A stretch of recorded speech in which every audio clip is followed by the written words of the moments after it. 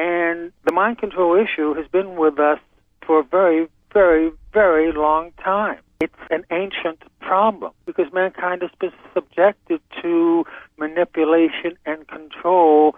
We were born into a system of lies and deception right from the get-go. And so were our parents, born into the same kind of situation that many people accept as being the way things are simply as the result of habit and consider it natural and normal, and it's anything but.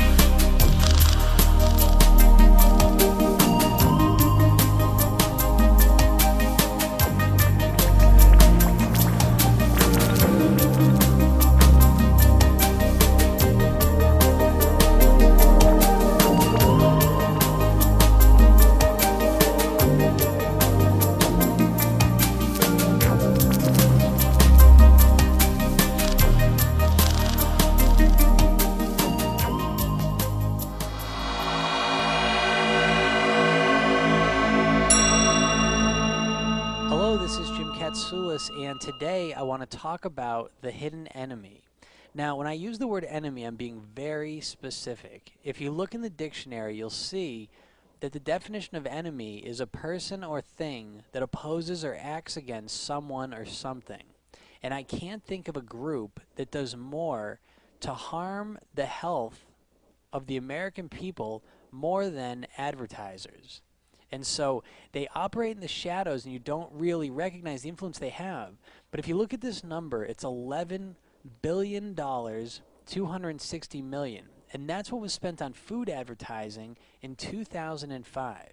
Now if you compare that number, 11 billion, to 9 million, 55,000, that's the amount that was spent on nutrition education in 2005. And so you start to wonder why, as a culture, we're having such difficulty with overweight and obesity, and you start to realize it's this omnipresent influence. Now, how does it work? We watch commercials and we say, oh, they're stupid, they don't make any sense. But you need to understand that behaviors are based on emotions, okay, not on logic. So you know this because you know what to eat, you know what you should do, but sometimes there's a feeling pulling you, kind of playing with your mind, that makes you do the things you don't want to do, against what you know you should do. So how does this happen? And that's what I want to talk about here. What they do is they take images and ideas, something as simple as a clown, for example, and something that has all pure positive emotions to. When you were a kid, you went to the circus and clowns were funny, they made you laugh, they were enjoyable, completely benign. And what ends up happening is that they take this pure image, this image that has all this emotional connection to it, and they start to introduce something to it that has nothing to do with it. Something like, let's say, I don't know, maybe a cheeseburger, okay? And so all of a sudden they link these two things that have nothing to do together. All right. Now, there's a study done at the University of Liverpool, and they studied advertising effects on children. What they found out is that the advertising increased the kids' food consumption by 84 to 134%. So on average, it doubled what the kids ate. And this is the same statistics that translate into adulthood. So we think that these ads don't matter to us, but they influence us all the time. So we need to look at these advertising messages with a keen eye, recognizing what they do. So that maybe that clown looks like this when he's not on camera, right? And if he looked like this, would you take it so benignly? Would you allow your kids to eat there, right? Would it be as friendly? Even if they had playgrounds at their restaurant, would you go there, right?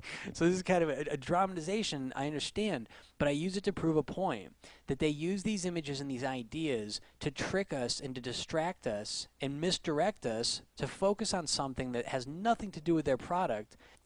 Meanwhile, their product's making us overweight, making us miserable, taking our health away, and we don't realize it because we get caught up in the messages. So until we have clowns selling us fruit baskets and healthy salads and a real healthy lifestyle, we need to look at these ads and begin to put up some defenses to see through these ads to what is it that they're actually selling? What is it that we're actually consuming? So that all of a sudden we start to think about healthy foods and we realize they can be fun. They are fun. They're more fun because when we have more energy and we're in a better mood and we feel good about ourselves, you're going to tend to have a better time, all right? Rather than trying to be tricked by fast foods that don't support the lifestyle we want. And so that we're not only thinking about fruits and salads when we want to lose weight, but we think of it as an everyday thing that's truly enjoyable and truly fun. So remember your dream body. Remember the way that you want to feel. And begin to notice, see through the advertising, see through the perceptions of what we've been sold to what's actually there. Thank you for listening and have a great day. Here's a short little rant on influencing minds, because there were some requests to talk about subliminal indoctrination and hypnosis and stuff like that. I don't really want to talk about that, because most of the influencing minds and mind control stuff is not subliminal. It is true that a lot of the technologies used are very conducive to that, specifically television and video stuff.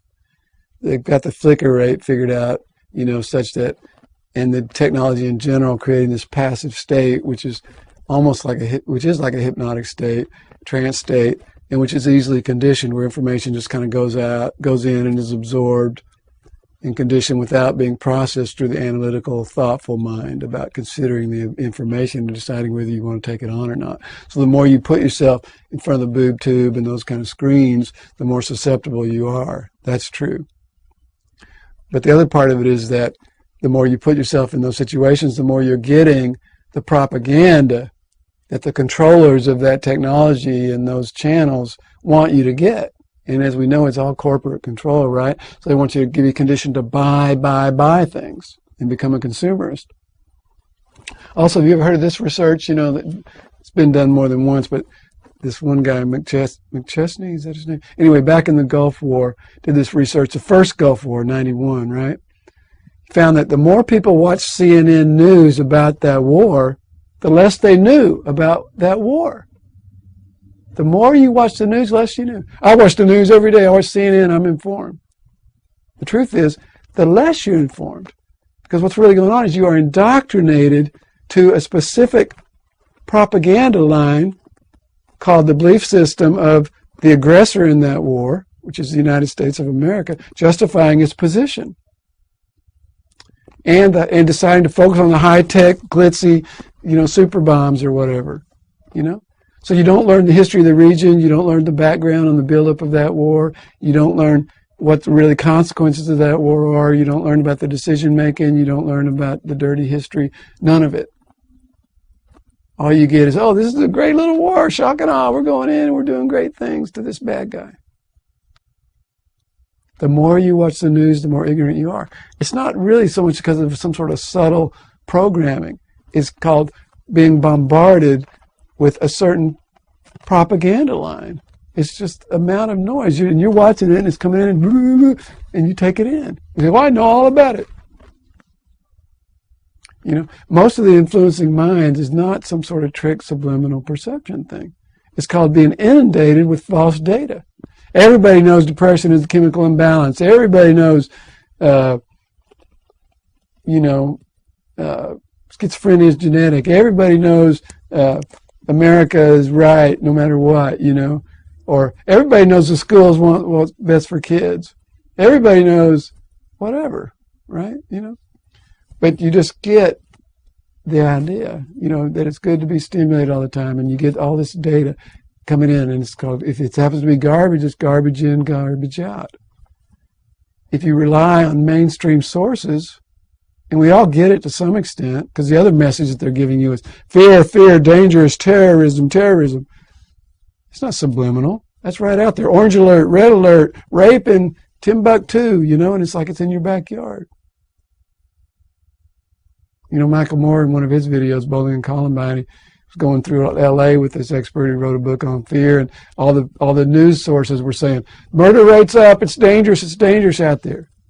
So you watch the news and you say, oh, you're learning, it's so dangerous, that's such a dangerous area. But when you look at the actual data, factually what was going on, the murder rate was actually going down. It was becoming safer. But you're totally conditioned to false data because those are your sources. You have to seriously break out and reach for some other sources of information and seriously fast and limit the time that you spend on these sources that are corporate controlled. That's influencing minds. And it starts with taking control and responsibility over your own mind. So that it's not garbage in, garbage out, just like what goes in the mouth, garbage in, garbage out. Same thing. Good food, good nutrition. Good food, good nutrition for the mind. That's what's necessary to influence your mind in that way and really consider the sources that go in there. We're all conditioned, and as Bob Marley says, none but ourselves can free our minds because all our minds have been colonized. That's a little rant on that. That was University of Wisconsin professor Kevin Barrett, who has recently drawn criticism for plans to teach an Islamic studies course next fall that will incorporate conspiracy theories that the U.S. government was involved in the events of September 11th. Professor Barrett joins us now. Professor, can you give us the context within which you teach this? Okay. What you've just seen here is he used a nonverbal gesture with his hands and an outward motion to kind of scatter his thinking, and then swayed both of his hands over to his left shoulder, which would give the subconscious impression of being far to the left, and also kind of distracts his thinking a little bit. So that's what he's doing. That's why his hands are all over the place, and then they swing over to his left shoulder to send the subconscious message that he is an extremist, a left-winger. Okay? Can you give us the context within which you teach this? Well, yeah, sure. I'm teaching an introductory course on Islam, and I think it's really important to cover these contemporary political issues, and one of them is, of course, the so-called war on terror. Now, the fact is that the great majority of the world's Muslims believe that 9/11 was an inside job. But that's your opinion, right? Again, manipulation is all about timing and redirecting and trying to take control of somebody when they're speaking. Here, you see a great example of that by saying that's your opinion, even though he just stated there's a vast number of people that are waking up, even though he specifies the Muslim community. That's not true. It's all over the world. So the journalist's responsibility to misdirect his thinking and to mislead you is to follow up and say, but that's your opinion, even though he stated that it wasn't just his opinion. But it doesn't matter, because people believe what they hear from newscasters. They take in the barrage of words, and the newscaster here understands that. So if he says that, he plants that seed. Now, the fact is that the great majority of the world's Muslims believe that 9/11 was an inside job. But that's your opinion, right? Well, no, that's your opinion that there was an inside job. Well, after studying the evidence pretty intensively for 2.5 years, I am convinced that 9/11 was, in fact, an inside job. And are students required to regurgitate that in some way in order to do well in your class? Again, more manipulation. I'm sure you caught that. Even though this very system of the world creates people to regurgitate, they will often accuse people of doing the things that they do. It's just part of it, okay? So by saying our students required to regurgitate that gives the subconscious impression that he is controlling their minds and not teaching them to think, when in actuality, to be able to see through the media, to be able to see what is going on, is not regurgitation. Any person that does regurgitate and only memorize and not think would not be able to see through it anyway. It doesn't matter. This is reverse psychology. This is just not even that. It's just manipulation. It's just name calling. It's I'm rubber, you're glue. Again, this is a way that he disrupts the guy's thinking with petty comments like that. He knows that this type of person would never want anybody to regurgitate anything, because that doesn't allow them to learn to think. Doesn't matter. If there's an audience to this, he plants that seed again. Well, after studying the evidence pretty intensively for 2.5 years, I am convinced that 9/11 was, in fact, an inside job. And are students required to regurgitate that in some way in order to do well in your class? That's ridiculous. No, I'm not interested in making students regurgitate anything. All right, Mr. Barrett, Sean Hannity here. Do you really believe that 9/11 was an inside job? Okay, Sean Hannity. I never watched Fox News before, but within seconds of seeing this guy, you can just see that he is a snake. At least he is currently conducting himself as such. Now, this is pretty basic what he's doing. He's not giving eye contact. He's pretending to be bored with the guy's very presence. And this is a way to discredit him that way, as if he's just some sort of gnat and not even worth considering, and that's why he's purposely looking down and acting bored when he talks to him. Secondly, he uses the word believe. Do you really believe? To believe is not to know, and that's why he's stressing that. And again, you're going to start to see extreme manipulation from this Mr. Hannity. All right, Mr. Barrett, Sean Hannity here. Do you really believe that 9/11 was an inside job, not just 9/11, but Madrid and Bali and the Zakawi operation? Well, you know, actually... hang on a second. Yeah, okay.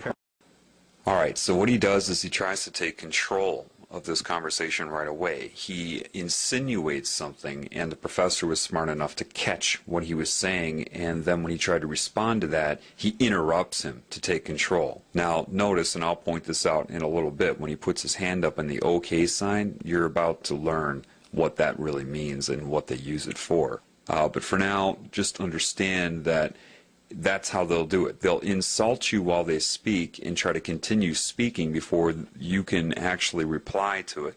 And therefore it makes the professor look nuts. You know what I mean? Because if people don't catch this neuro-linguistic programming, if they don't catch the manipulation, you know, which is comprises the majority of the audience anyway, nevertheless, if they don't catch it, then he can do that. He can take those cheap shots, and when the professor tries to correct those, then he interrupts him, says, hey, hold on, you know, and then tries to make him look rude for interrupting and take control over him and disrupt his thinking at the same time. Well, you know, actually... hang on a second. Do you believe personally that these are inside jobs, yes or no? It's not quite that simple. Okay, believe personally, that's another way to plant that into your psyche, that it is just he that believes this, and then he uses the yes or no trap, because that is, again, misleading if you can't see that. The way he twisted around that question would not allow the professor to be able to give a yes or no answer, because he injected manipulation into the question itself. So, when the professor tries to say that, of course, then it puts him under pressure. The professor is smart enough to catch that, and it isn't that simple, and he understands. The professor knew, of course, what I'm telling you right now. However, time is ticking. He only has so much time on the air, and their job is to disrupt his thinking as much as possible and make as many hidden accusations as they can and as many subconscious embeds into how to perceive the professor as they can in the short amount of time that he's on the air, and that's their only job, is to discredit and disrupt. Okay? But he did catch it. Now he has to respond to that rather than being able to say anything that matters. And that's what they do. Another good person at this is Stephen Colbert. If you watch Stephen Colbert with any of his interviews, his whole job is to discredit and disrupt. That's what he does, and you keep it moving. It's very, very petty, but these are the people that you allow to run you, okay? So know that, and that's what's going on right here. Yes or no? It's not quite that simple. I do know, I don't believe, I know that 9/11 was an inside job. Professor Stephen Jones has found residue of fermate on the steel samples from the World Trade Center. We now know that it was taken down in a controlled demolition. All right, so you believe that the buildings came down in a controlled demolition? Okay, so the professor did a really good job of identifying his manipulation by saying, I don't believe, I know. And because he was starting to get through that, Hannity interrupts him and says, I don't have a lot of time. Well, wait a minute, you just asked him a question, and now he's able to break through your manipulation, and suddenly you don't have a lot of time for the very answer to the question that you just asked. The next thing you see, he asks him, what evidence does he have? And he interrupted him giving the evidence to ask him what evidence he has. Why? Of course, he's not interested in hearing the evidence or anybody else hearing it. He's interested in interrupting him and planting another embed into the psyche that what he happens to be saying right now is somehow not evidence. It's all misdirection of focus, redirection of focus, disrupting, interrupting, gaining control, and, you know, it's this very petty, they rely on these petty techniques. Now, at the end of this, he does something that a lot of you probably aren't aware of. He does a hand gesture. He takes both of his hands and he puts them up in front of his head and then pulls them down. And he pretends he's talking about the buildings falling down. What that is I don't know what they would term it. I'm just intuitive. I'm perceptive. I can see what they're doing. That's sorcery. Sorcery is just anything that is used to circumvent the conscious mind, to control the mind. That gesture is designed to take away his zest, his focus, his power. By bringing his hands down like that, he's trying to subconsciously take away the focus of the professor, take away his power. And that's exactly what he's doing, and that's what you're seeing, and I'll play that again for you. Inside job. Professor Stephen Jones has found residue of fermate on the steel samples from the World Trade Center. We now know that it was taken down in a controlled demolition. Right, so you believe that the buildings came down in a controlled demolition, right? Well, I don't believe it. I've looked at the evidence, and the evidence is overwhelming. All right, the evidence is overwhelming to you because you're a conspiracy nut, but no, you know, actually, all of you, I ask your viewers to take... Okay. Now, in this one, I'm sure you caught the obvious part, but you probably did not catch the neuro-linguistic programming. What exactly is neuro-linguistic programming? Simply put, it's dual meaning that is speaking to the subconscious. Now, of course, he's shaping public opinion by saying it's obvious to you because you are a conspiracy nut. Well, remember now, people are very phobic of being called anything that goes against the norm. So if you agree with him, oh, then you're a nut, and people, they can't escape their own ego. So that's used to shape him. What you probably didn't catch is him saying, but putting that all aside, this is neuro-linguistic programming. Now, pay attention here. You're a conspiracy nut, but putting that all aside, what that is doing is he's directing your subconscious mind and your conscious mind to store that label, that impression of him. Put it aside. Keep that. It's called anchoring. In neuro-linguistic programming, because I've watched a little bit of it, I didn't need to watch it to pick up on how they do this, but it allows you to get some of their terminology down. They call this anchoring. Anchoring a thought, anchoring a concept, anchoring a feeling. Putting all of that aside means put that aside in your mind. He's a conspiracy nut. Do you see how they manipulate you? That's a very good lesson right there in neuro-linguistic programming.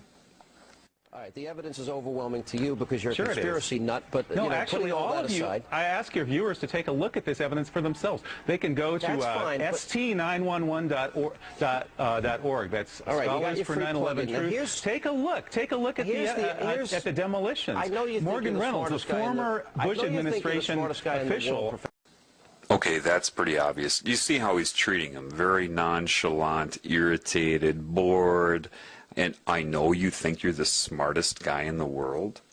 This is, the typical you're a know-it-all type of comment. If you watch that David Icke video where he goes back on Wogan, he draws attention to the same thing where he said, whoa, that's a cheap shot when he said, you know it all.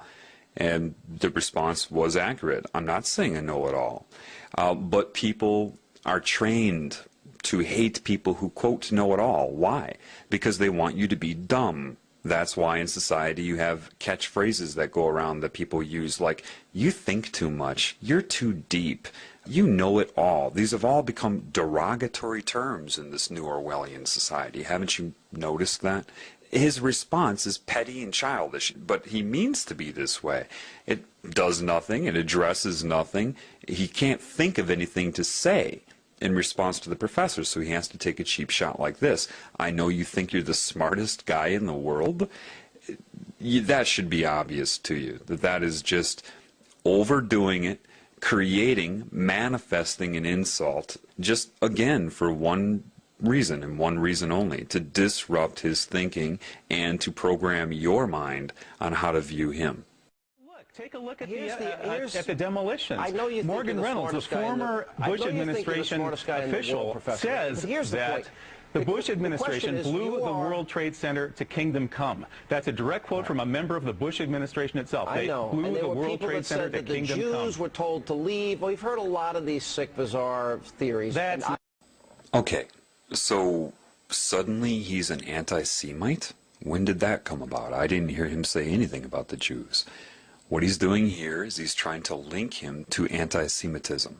That's what they want to do. Now, anybody that's really trying to speak the truth in this world has no interest in focusing on a group or even an individual. What they try to focus on is the problem in general, outside of any group or individual that may be manifesting the symptoms of the problem. But again, what he's trying to do here is, in your mind, link the professor to being part of a hate group, someone that's going to target a group or an individual and make you link the terms sick and bizarre to the professor. He didn't say anything about the Jewish community. Nothing. So catch that. See how he's trying to link the professor to it. The World Trade Center to kingdom come. That's a direct quote from a member of the Bush administration itself. I know. Blew the World Trade Center to kingdom come. The Jews were told to leave. Well, we've heard a lot of these sick, bizarre theories. And I don't believe any of them, but you're allowed to believe what you want, but that's not what's at hand here. Okay, now another thing, just to make you aware, again, of just how much they're programming your mind. To you, it looks like a man that said that's not the issue at hand here. You need to start learning their language. Their language is dual meaning, which goes hand in hand with neuro-linguistic programming. The issue at hand here, what he's doing is directing the professor to look at his hand. Now, why would he have the professor look at his hand? Well, if you look at his hand right now, you see it as what you've been told is the OK sign, right? Well, let's show you what it really means.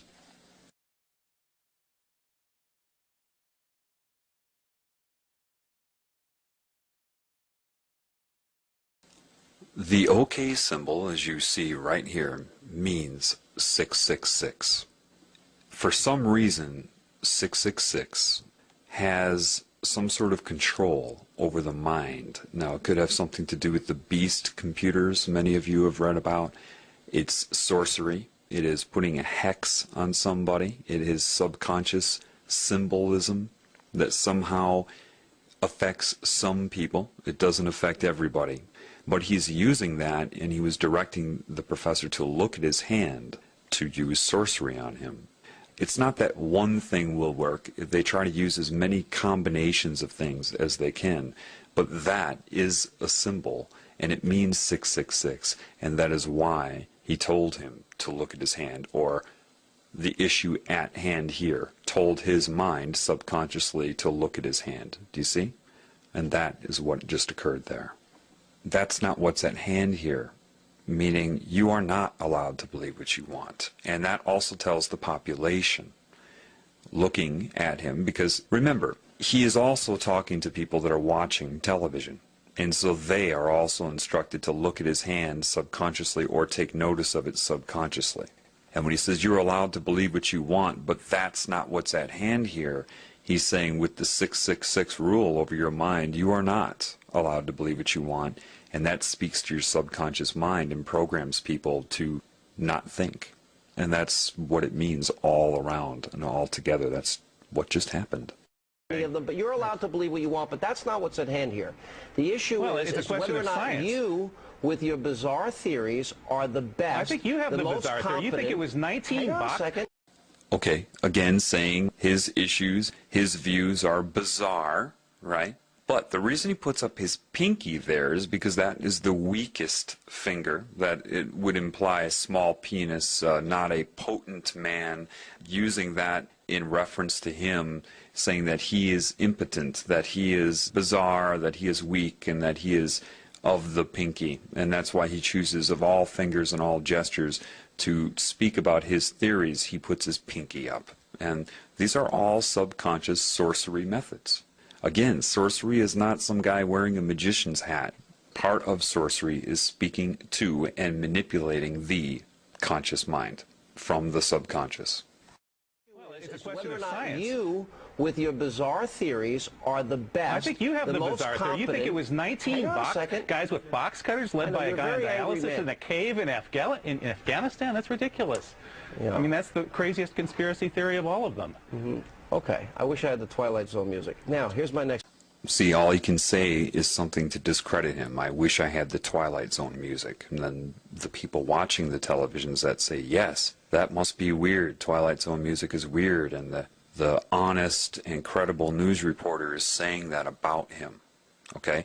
Now you see that all the neuro-linguistic programming is starting to get to the professor. He's starting to screw up his words. He's starting to screw up his concentration. He's mispronouncing. That's because there's a lot of negative energy being focused on him, interrupting his thought process. So you can see how he's starting to screw up his words, but he's still holding, with all of that working against him and being unaware of those techniques, he still holds his own, but you start to see it get to him a little bit. I mean, that's the craziest conspiracy theory of all of them. Okay, I wish I had the Twilight Zone music. Now, here's my next question. The issue that is at hand here, you're entitled to have your opinion. I don't really care what you believe. But if we're talking about a captive group of students in a class... Again, making a bored face as if he's nothing. He's the pinky. He's lower than low. I really don't care what you believe. But if we're talking about a captive group of students... Okay, first he said that they implied that he wants his students to regurgitate. Now he's holding them captive, which goes hand in hand with what? Terrorism, hostages. He's subconsciously painting this professor to be what? A terrorist. So not only have they discredited him, but people are already getting in their minds that with this neuro-linguistic programming, now you understand what neuro-linguistic programming is. Neural, brain, linguistic, speech, programming the brain with speech. via the subconscious. Dual meaning. I don't really care what you believe, but if we're talking about a captive group of students in a classroom, the question we've got to captive. Hang on a second. Well, they're sitting in your classroom, and you have a position of authority. I'm wondering, the question is whether or not you're the most competent to teach them, and most people think you're a nut. Now, this one should be obvious. Isn't he a person that's in a position of authority? And isn't he about as incompetent as you can get as far as love and honesty and caring about other life forms?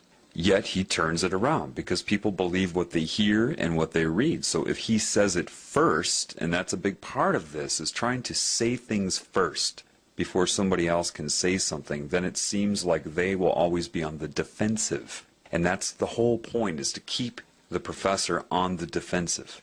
All right?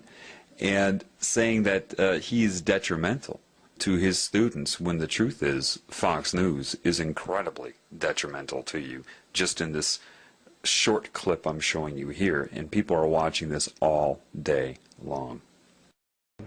And most people think you're a nut. Most people think your views are not even worth listening to.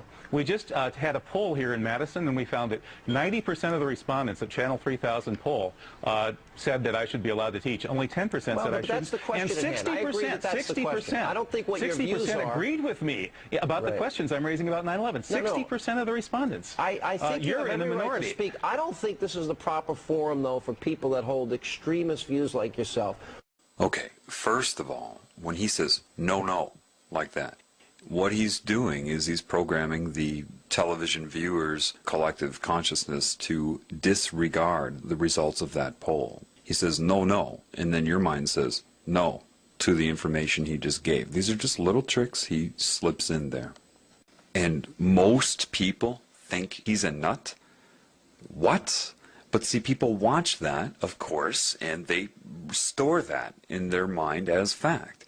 Of course, most people do not think he is a nut. But if he says that, he programs anybody watching this television program, hint, hint, that everybody thinks he's a nut. So I will too, to fit in. Where did he get that number? How does he know most people think that he's a nut? Think about it. They don't. He just says it, and then the professor has to respond to that. He's totally disrupting the whole interview. So it appears to people, because time is moving by, that there's actually an interview going on here. But it's not. It's only about disrupting and discrediting and programming your opinion. Okay, first of all, I used to live in Madison, Wisconsin, and I can tell you that people did not think that he was crazy. It was the television that began to program people to think that he was crazy. Again, now, extremist views like yourself. Now, they already set the stage in your mind, or the viewer's mind, before he brought that up in the beginning, when that first reporter took his hands and whipped him over to the left side of his shoulder to subconsciously say that he's an extreme leftist. He's on the extreme left. So now they're reinforcing that, telling you to believe that he is extremist, that these are extreme things. Well, Fox is 666. Look, I mean, just look what they're doing. Look what I'm pointing out to you. Once you start to understand the dual meaning of neuro-linguistic programming, things become crystal clear to you. About the questions I'm raising about 9/11, 60% of the respondents. I think you're in the minority. Right to speak. I don't think this is the proper forum, though, for people that hold extremist views like yourself. Reasonable you guys are extremists. Reasonable people. Now notice what he did there. He took his hands and he gestured them towards himself and said reasonable people while pointing to himself. Therefore, your subconscious and your conscious mind is shaped to see Sean Hannity as the reasonable person. They're always using gestures against you in coordination with dual meaning in things they say and direct meaning. So again, reasonable people, all he has to do is point to himself, and that's a subtle, nonverbal gesture to make you associate being reasonable with Sean Hannity's point of view. He's programming your mind. So now after you have associated being reasonable with Sean Hannity, and when he says people think, he points out or opens his hand, so you are to think. See, reasonable people, he points to himself and then opens it up to you, think. You shouldn't be allowed to teach this class. We can do a better job. People will be programmed by that.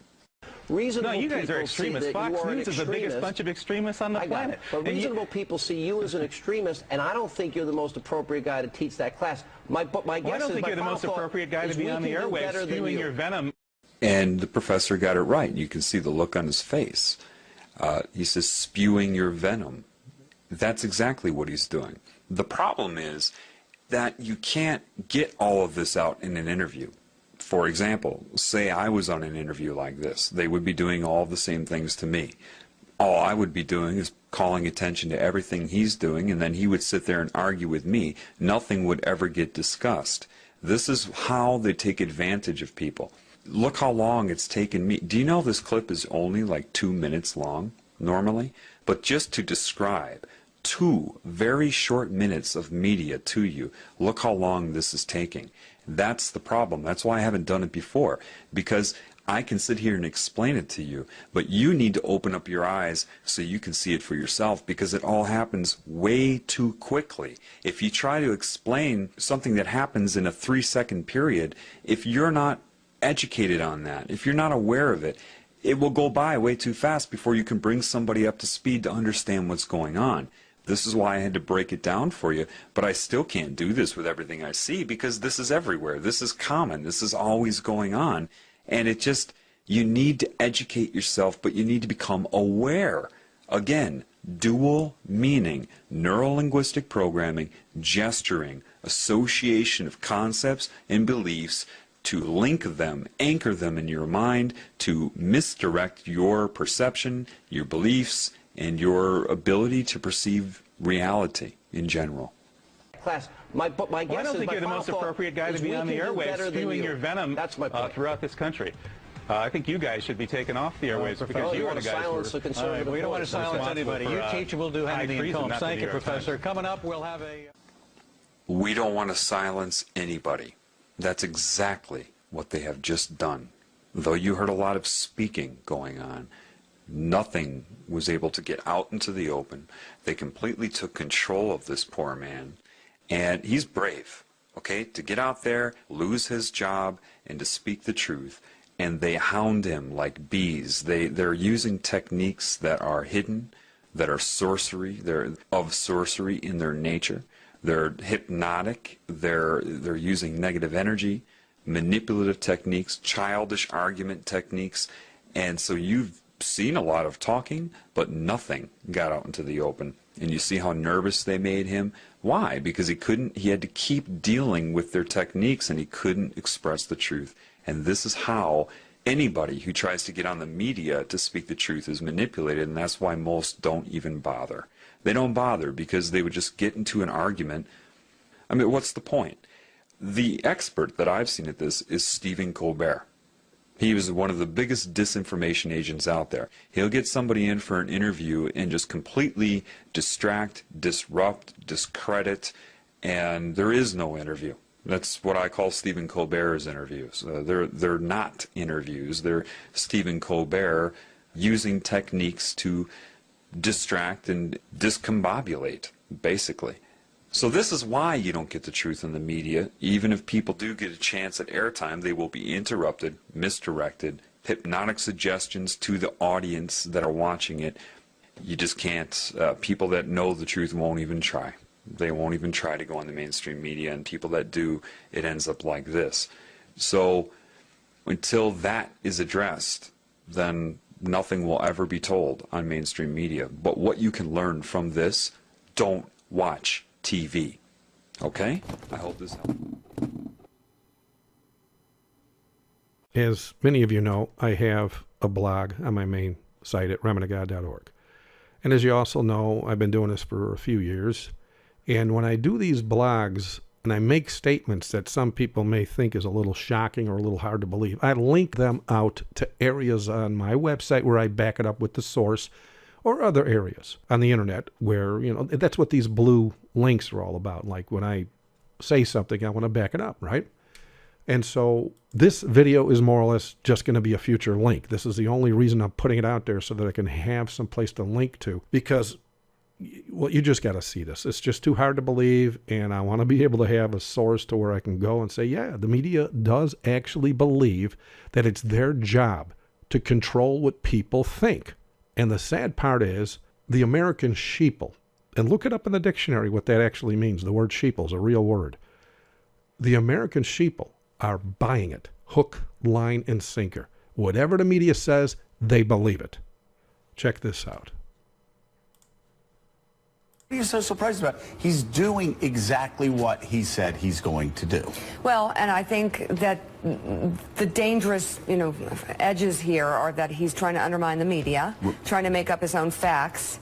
And it could be that while unemployment and the economy worsens, he could have undermined the messaging so much that he can actually control exactly what people think. And that is our job. Yeah, if you look at the issues. She just said that controlling what people think is her job. And the man sitting next to her says, yeah, and then moves on with his next thought. They actually believe this. And they are getting paid to do just that. You remember in the 70s and the 80s when the investigative journalists were winding up dead because they were sharing things causing problems for political leaders? That's no longer allowed. You no longer have hundreds of television stations. You now have a handful. That way they've got the control. And so, yes, she actually believes it. He believes it. And they're all doing it because they have no choice if they want to keep their jobs. Thank you for watching. God bless.